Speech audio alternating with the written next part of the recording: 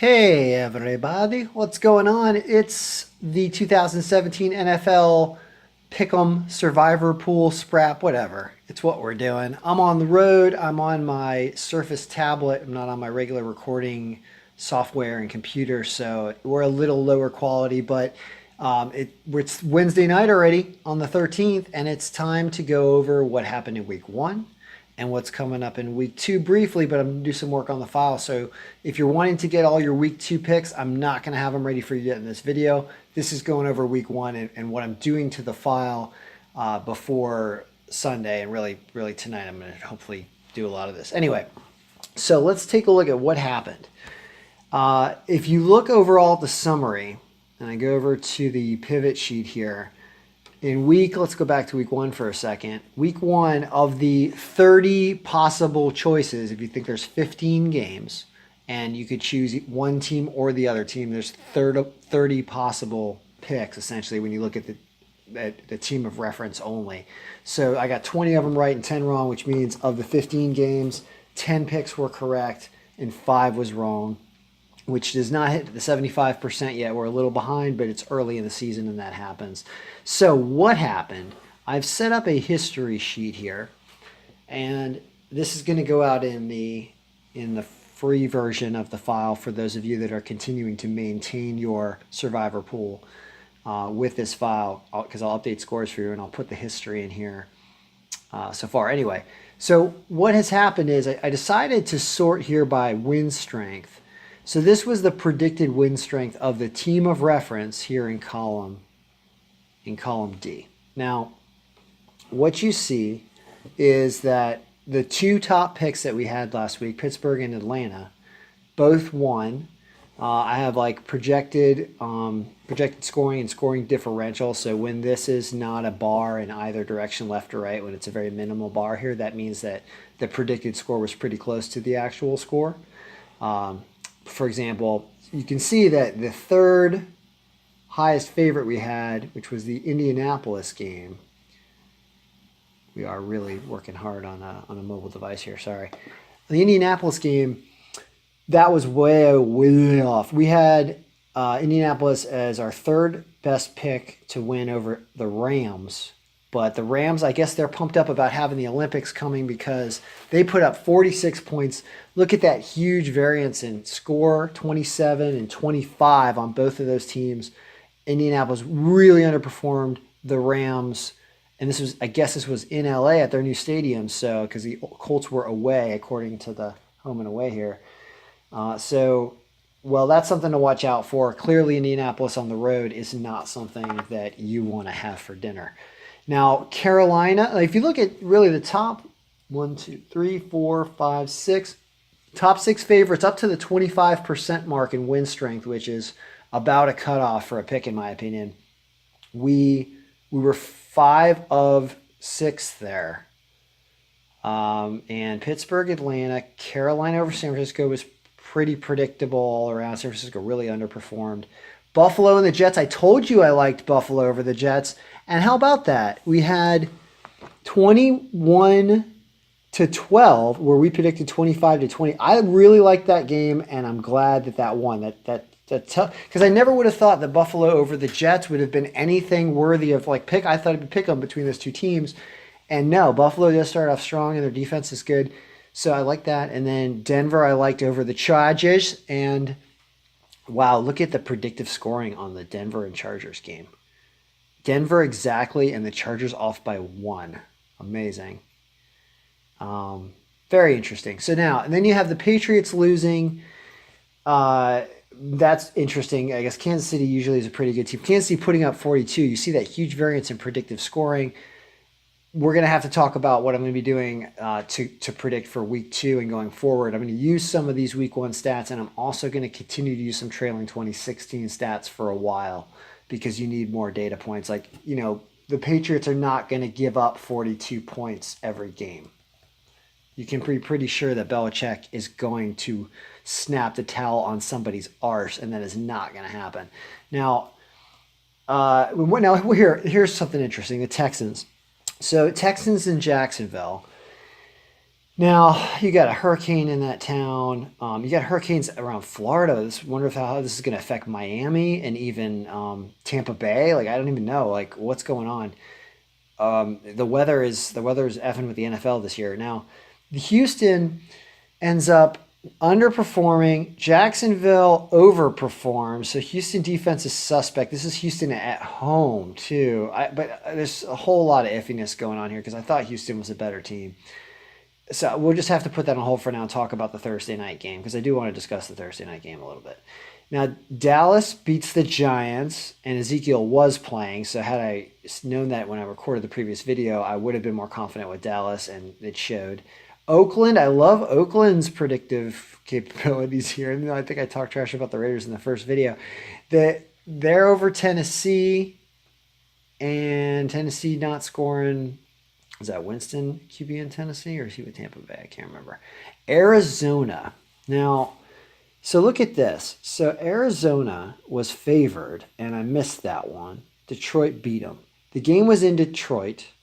Detroit has offense, and it's noted by their 35. They do have offense, and Arizona did not come to play on D, but their predictive point scoring was still there. They're only off by 2, but they let in a ton. That's something to watch because I was looking over the week 2 matchups, and based on what has happened in week 1, there's a ton of really difficult matchups to pick next week, and we really need to pour through this. So Arizona giving up more than they should, Detroit scoring more than maybe they should, or maybe they do score a lot. Maybe they're that kind of team. Now Seattle and Green Bay, that was basically a pick 'em. I had 7%, 7% favorite Seattle. The other way around is -7 Green Bay. So, yeah, we didn't know what was going to happen. It ends up being 17-9. Green Bay pulls it out. Both teams' defense played pretty well. That game was in Green Bay. So maybe we should start taking home or away into account in our win strength percentage on these toss-ups. I have a feeling. I always thought about that. I never incorporated it into the formula. But if you look at some games that we missed here, well, actually, the Patriots were home, the Texans were home, and we missed those. The Colts were away, and we missed it. Arizona was away, we missed it. Seattle was away, we missed it. So of the 5 games we missed, 3 of them were away teams. Patriots is a weird one. And then you got Houston, which is also a weird one, I think, because of what just happened there. But there's going to be a lot of weird stuff going on throughout the year. So let's think about that with the Seattle-Green Bay game. I don't know. I'm not really surprised by that game. Baltimore and Cincinnati. Now, here this comes into Thursday night because you got a Thursday night game this week of Cincinnati and Houston. And you have a Baltimore team that I guess looked pretty good here, 20-0. I mean, that's like a really awful baseball game. Like, what happened? What, Cincinnati couldn't get anything going? Is it Baltimore's D ridiculous or Cincinnati sleeping? Makes you wonder. I didn't watch the game, and so I can't speak too knowledgeably on what's going to happen Thursday because I guess you got to watch the game to explain how a team gets 0 points. But if you look at the total points scored by Houston versus, I mean, that's the game, right? That's the Thursday night game this week. Let's look at the pivot. The week 2 game on Thursday is, I got that at 20%. What does that look like overall? I got Cincinnati favored, but this is based on last year's stats. Sorry, this is not updated yet, so let's not take this into account. Forget about. I'm covering my hand on the over the screen. You can't see it. I'm covering over the win strength and not even looking at it. Don't pay attention because we haven't updated yet.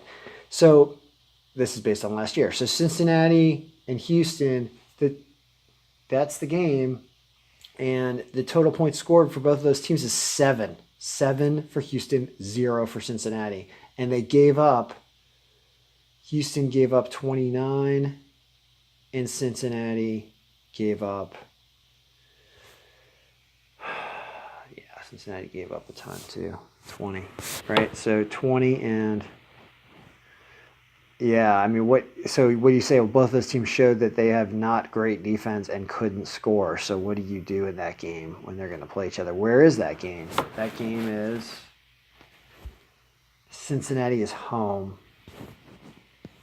And Cincinnati was home to lose to freaking Baltimore, too. Houston's probably going to win that game. Although Jacksonville beat both those teams. You can't choose that both of them are going to lose. I don't know what to tell you. I got to run current season stats, but I really don't know what the file's going to kick out. So here's the story, right? Because I think we've just about gone through every game, and we won 10 of these, we lost 5.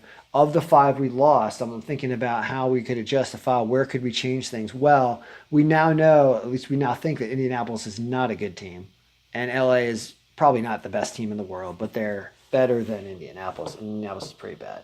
So let's know that. Let's keep an eye on the Patriots and not assume that they're going to win 13 in a row. Let's think about where we place our home teams, and let's take a look at the current stats, because our week 2 is a mess here. There's a lot of tough games, right? So what I'm going to do is I'm going to update this. I'm going to update all the stats from Pro Reference and this matrix to trail some things. I'm going to put this file up that you can download this one that's not updated if you're just not part of the subscribing crew but want the free version. Because what you need is, if you're looking at who won your games in your entrance pools, right, based on who had what. For example, Ken, I'm going to keep a version of mine in here. I know it's going to screw with your copy paste when you do this, but I had Atlanta in week 1. If you watch my video, I said Atlanta was going to win, and I won. So when you refresh this, you see that I'm 1-0 with Atlanta. Now, what am I going to do in week 2? Well, we're going to talk about that in a video that is going to be released to my subscribers before Sunday. It'll be unlisted until Sunday after the 1 o'clock games start. When the 1 o'clock games start, I'm going to unlist the video, and everyone can see it. And maybe even everyone can download the file. But it's $5 a week before that to get it before the game, so that you can use it before the games when it's valuable. So I don't know what week 2 is going to look like yet, but I know just from glancing that, like, for example, you got games like Philadelphia and the Chiefs. Well, the Chiefs just beat the Patriots.